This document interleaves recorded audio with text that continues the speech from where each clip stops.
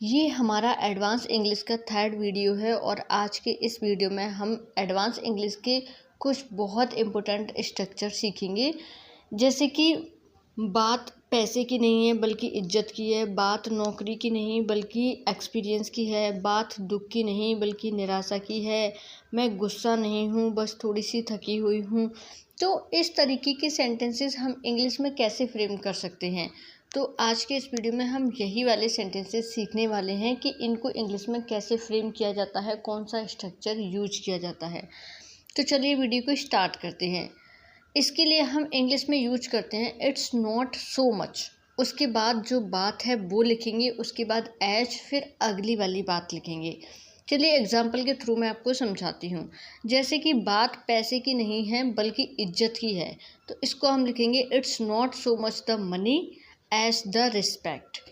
बात पैसे की नहीं है, इसके लिए बात ये नहीं है, इसके लिए यूज़ किया जाता है इट्स नॉट सो मच। अब उसके बाद कोई भी वर्ड लिखा हुआ है, मनी, रिस्पेक्ट या जॉब, तो उसको लिखेंगे हम। फिर सेकंड वाली जो लाइन होती है उसमें एस लगा के सेकंड में जो वर्ड दिया होगा उसको लिख देंगे। तो इस तरीके से ये बन जाएगा it's not so much the money as the respect.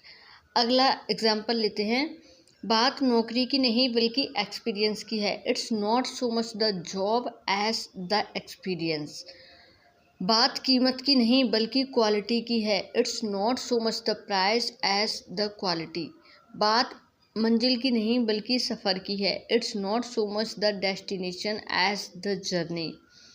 चलिए कुछ और एग्जाम्पल से समझते हैं। बात दुख की नहीं बल्कि निराशा की है, it's not so much sadness as disappointment.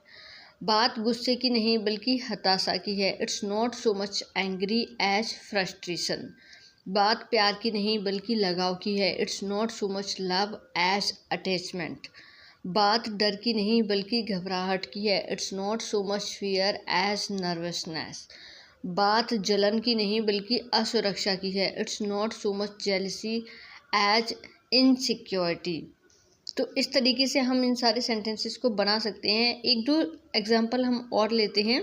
जैसे कि मैं थकी हुई नहीं हूँ बल्कि खुश हूँ, I am not so much tired as happy. मैं दुखी नहीं हूँ बल्कि निराश हूँ, I am not so much sad as disappointed. मैं गुस्से में नहीं हूँ बल्कि हर्ट हूँ, I am not so much angry as hurt.